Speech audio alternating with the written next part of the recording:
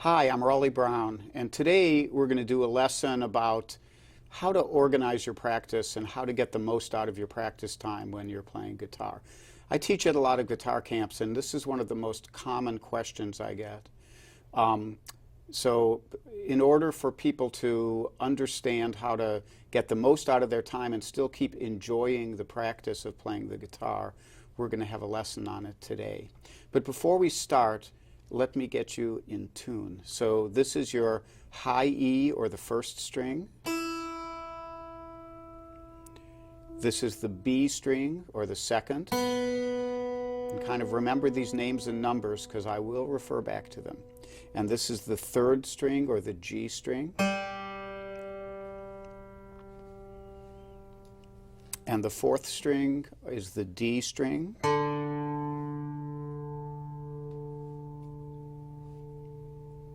And the fifth string, which is the A string.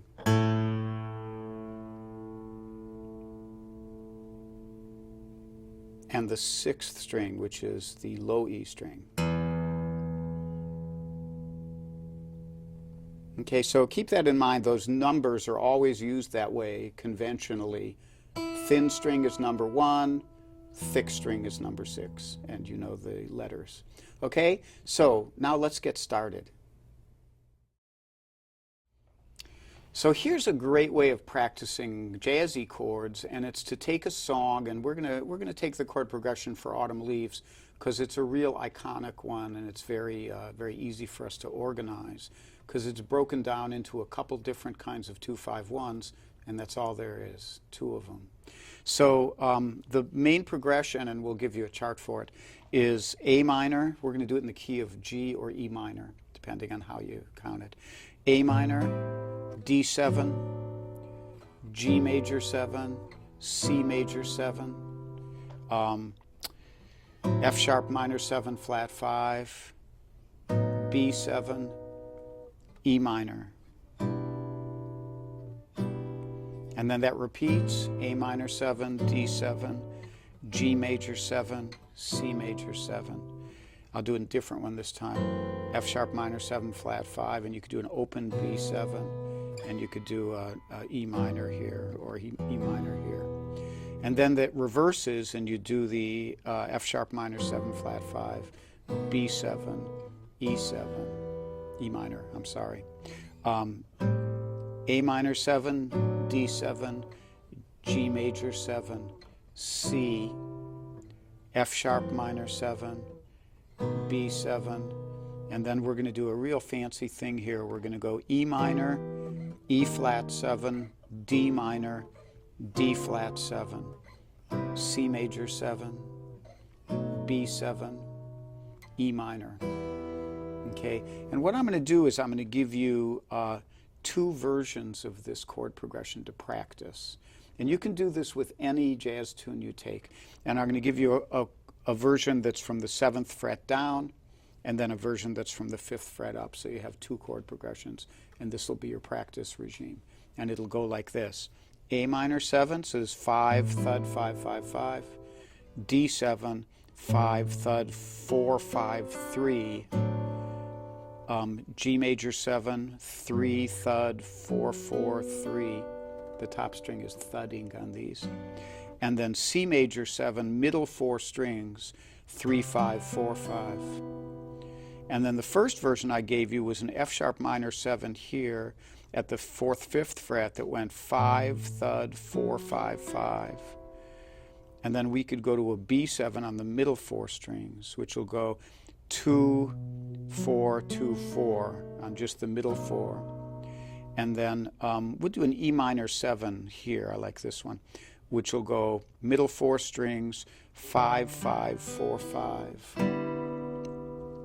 And then we'll repeat that. A minor, D7, G major, C major 7, F sharp minor 7 flat 5, B7, and then E minor 7. Now this E minor 7, just for fun, you could play the low E, give it a nice sound. And then it's going to reverse, F sharp minor 7 into B7, E minor, and then we'll go back to the major one, A minor 7, D7, G major 7, C major 7. And then we can do this lower version, F sharp minor 7, whoops, B7. And then we're going to start at the 7th fret. I'm going to use little 3-note chords here on the A string, 7, and then 5, 7. So it's A, D, G strings. And then we bring these two down, 6, 5, 6. That's a part of an E flat 7th chord. And then D minor 7, 5, 3, 5. And then D flat dominant 7, 4, 3, 4. And then we'll go back to our C major 7, B7, and then E minor 7. And we'll have these written out for you so you can come back and watch this and see the hands. Okay? So if I played that with some kind of feel to it, it would go.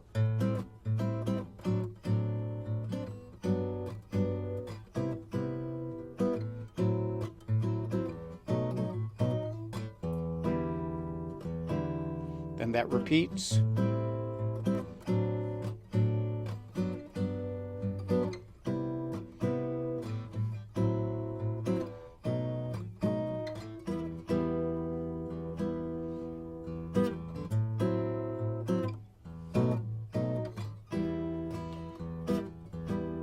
Here's your A minor, D, G major 7, C major 7, and here comes our little walk down.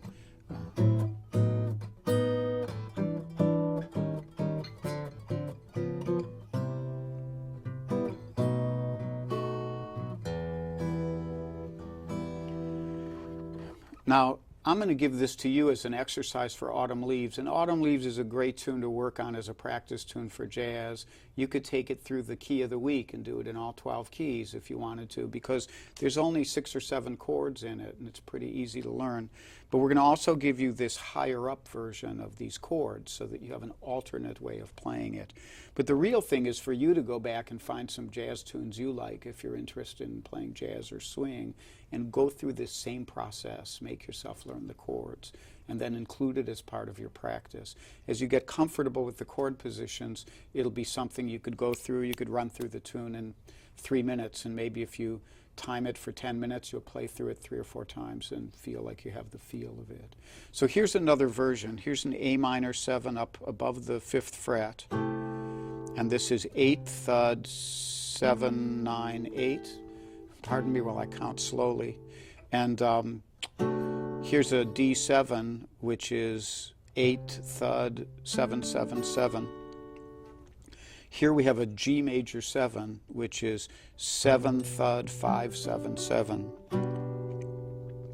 And we'll go to a C major 7 up at the 8th fret, 8 thud 9 9 8.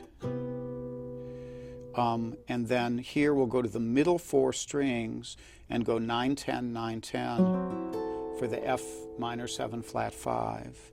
And then B7 we'll play at the 7th fret, 7 thud 7 8 7. And then E minor we'll play this big low E and then the middle 4 strings, 7 9 7 8. And then we're going to repeat that, so we have A minor 7, D7, G major 7, C major 7, F sharp minor 7 flat 5, B7, E minor. And of course, just like we did on the other one, then that reverses, F sharp minor 7 flat 5, B7, and then you have here your E minor 7, and then A minor 7, D7, G major 7, C major 7, and we could do a different F sharp minor 7 flat 5 that goes 8 thud 7 9 7 and B7. And here we're going to go E minor 7, this one E flat dominant 7 is just like our B7 was down here. And then here we have D minor 7, and then we need a D flat dominant, but we are not allowed to go below the 5th fret. So we go up here, here's D flat dominant. And then I might to keep that line going, instead of playing this top note, I might just play down to here. So we would get this sound. and then I have my C major 7 again, and my B7, and my E minor. And once again, we'll write those out for you and give them to you as a PDF. So just listen to it through once, and we'll be done with this little chord part of this. So.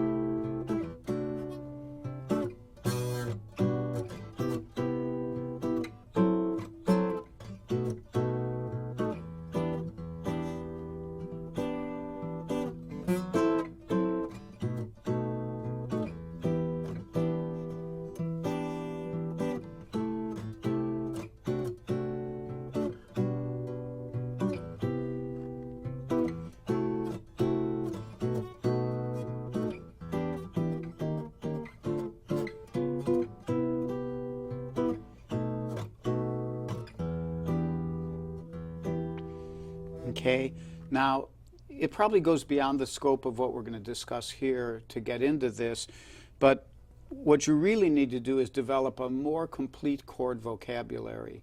And in order to do that, you need a more organized system, which is a little bit beyond our purview here. And so without being too shamefully self-promotional, I recommend the nuts and bolts approach to chords. And that can be something that you practice every day for 5 minutes, and it'll increase your chord vocabulary. But the big thing to do is, after you get used to this kind of thing, is for you then to use your creativity and start learning more chord positions that you can vary into and get into a study of the extensions of the chords, 9ths, 11ths, 13ths, and altered chords. So there's a little look at some chord practice, okay?